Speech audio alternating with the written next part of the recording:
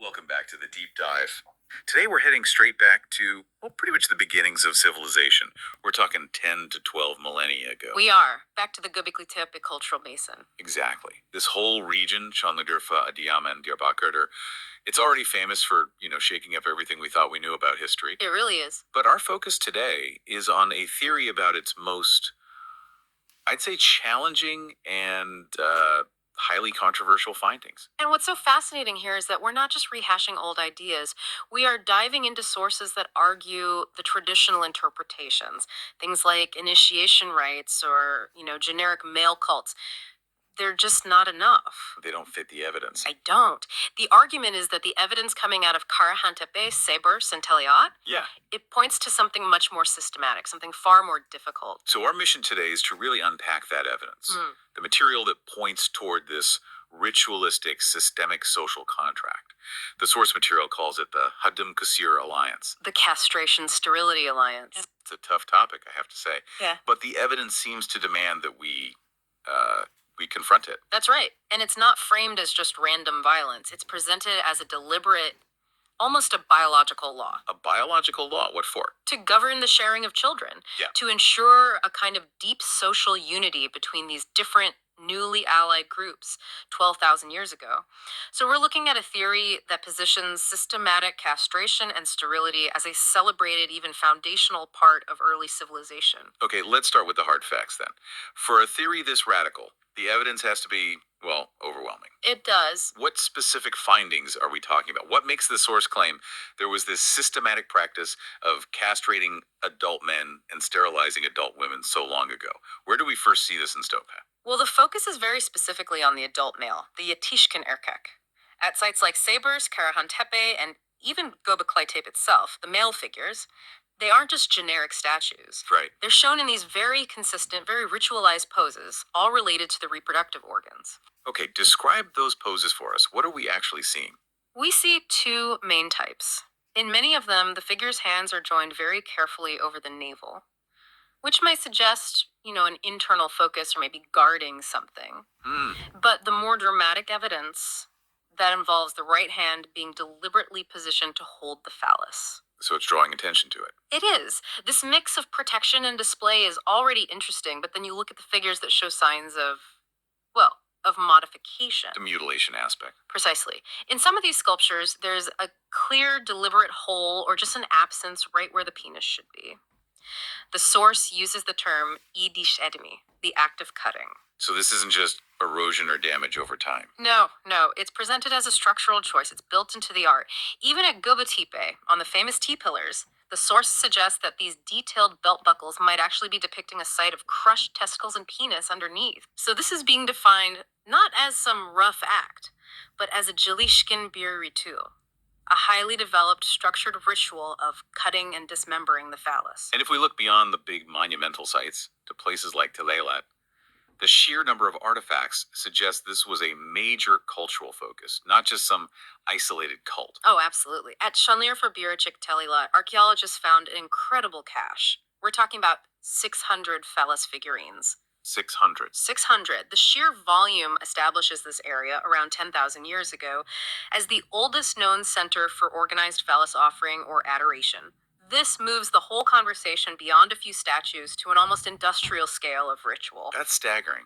Now, this is where we have to bridge a massive gap in time, and the source makes a huge claim here. It suggests this wasn't a momentary practice, but a cultural tradition that somehow survived for 10,000 years. It's a colossal claim, yes. The source argues for the cultural survival of this core religious practice, specifically among the Harani, Syriac, and Turkey communities in that same region.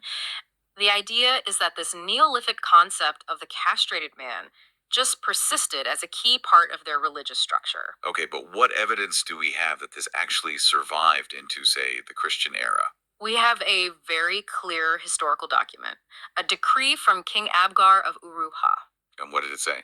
It explicitly tries to stamp out the practice. It penalizes every man who castrates himself by having his hand cut off. So the punishment for self-castration was getting your hand cut off. Exactly.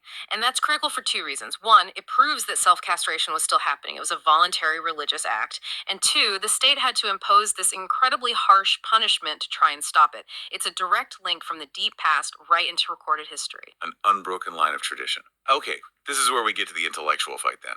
Mainstream archaeology, highly respected figures like Nekmi Karul and Mehmet Özdoğan, they've proposed different, less violent explanations. So we need to understand the source's critique of their views. And the source is, let's say, unsparing. It argues these other ideas just fail to see the profound social and religious weight of the findings. Let's start with Nekmi Karul. His theory was ergenlenme töredi initiation rites, coming of age stuff. Right? Symbol initiation ceremony. But initiation rites are usually for boys becoming men. What's the fundamental flaw with applying that here? The flaw is simple: the age.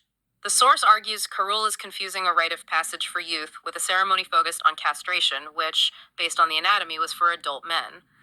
The art is about established adult males. So the whole initiation idea, a young man proving his manhood, is called completely baseless by our sources. The target demographic is just wrong. These sites weren't centers for celebrating manhood. They were cult centers of castration, of hadimlik. So it's not about gaining manhood, it's about an adult relinquishing reproductive power. That's the core distinction. Okay, now let's look at Mehmet Özdoğan's theory, the male cult. He often talked about his shock at finding all this male dominance when he was expecting the classic mother goddess. And Özdoğan's work really shows that pre-existing bias in the field. Like you said, he was looking for the mother goddess, but he found what he called the father god. Right. And the source uses this really vivid example of his reaction to the 600 phallus figurines at Telelot. His reported immediate thought was that it looked like a sex shop. That is quite a cultural collision, isn't it? It is, and the critique is that this immediate modern comparison shows a complete failure to grasp the deep local ritual context. What do you mean by local context? Well, the source points to local expressions in Urfa rooted in this very culture. Phrases like chik yeme and dashak yeme. Which translate to eating the penis and eating the testicles. Exactly. And if you only see the phallus as a sex object, those phrases are just crude insults. But the source argues they're more than that. It argues they are linguistic fossils, that these phrases reflect an ancient ritual vocabulary tied to sacrifice, or the removal and maybe even consumption of reproductive power, probably linked to making oaths or forming alliances.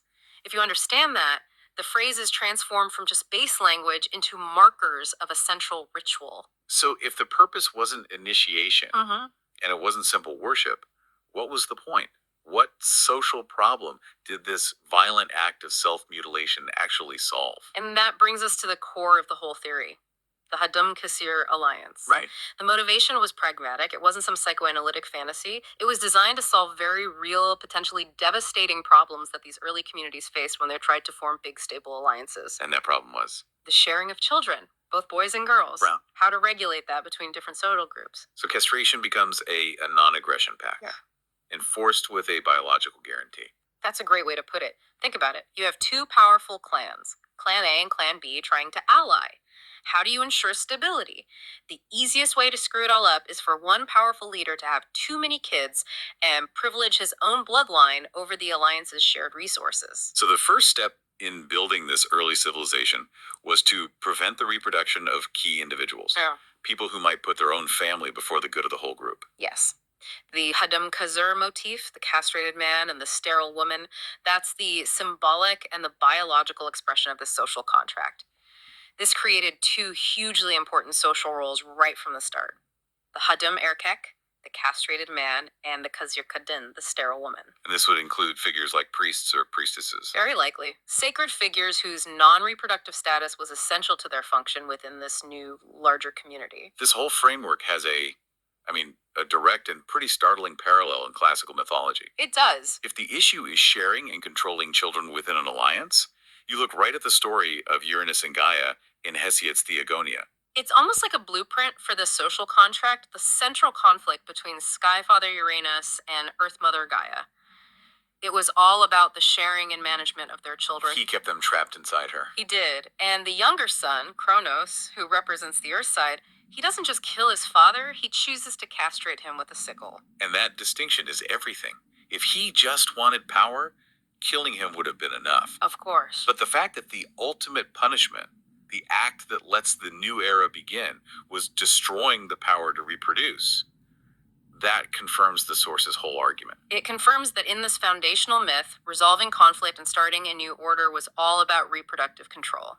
It's no accident that Hesiod starts the whole history of the Greek gods with the father's castration. It's right there, line 165. That act is positioned as the real start of civilization. So if we connect this, Mm-hmm. this incredibly difficult practice across 12,000 years, the legacy of this Hadim Kusur tradition must have echoed really deeply into later religions from that part of the world. Oh, absolutely. The source argues for a clear evolutionary line. The ancient literal practices of castration and sterilization, they didn't just disappear, they morphed into later, more symbolic forms. Like circumcision. Exactly, like male and female circumcision, or synod. It's seen as a kind of softening or a localization of this much deeper tradition of managing reproduction. And the myth isn't just Greek, is it? No, you see the same theme in the Hittite Kumarbi myth, the castration of the father god Anu. And even think about the founders of later religions. Major figures like Abraham and Sarah, they're explicitly presented as kusur, as sterile, as barren until a god intervenes. This status wasn't incidental, it was a core part of their sacred story. So what does this 12,000-year-old social structure mean for how religion is organized today? If the roots are in mandatory sterility, how does thought translate? And that's the final and maybe the most intriguing connection the source makes. The Hadum and Kusur social categories were so critical that they're seen as the conceptual foundation for the prohibition of marriage, for enforced celibacy. For priests and bishops in Mesopotamian and Syriac religions. Yes, we're talking about the celibacy of priests, bishops, patriarchs, a choice that's been enforced across huge spans of history. For figures like the Rahib priest or Rahibi nun, their lifelong celibacy is viewed by the source as the other form of hadumluk, a kind of spiritual castration inherited directly from this deep cultural tradition. So the argument is that if you take that away, If you remove the core concept of the hadum and kasur necessity from these Mesopotamian-derived religions, you strip away a structural element so basic that, well, only a conceptual void is left. The restriction of reproductive power was, and still is, a mechanism for maintaining social and religious purity. we've covered a staggering amount of time and controversy here, from stone sculptures 12,000 years old to the celibacy mandates of modern religions. What we've seen is how the evidence from Göbekli forces us to just abandon easy answers. It really does. It challenges the simple theories and instead, it positions systematic, ritualistic adult sterility as a central organizing principle of early civilization. And you have to acknowledge the deep, difficult logic in that system. Forging those first fragile, large-scale societies, it demanded profound personal sacrifices. It demanded the regulation of our most fundamental biological urges. It really shows us that civilization was paid for with a tremendous biological cost. Which leaves us with a provocative question for you to think about.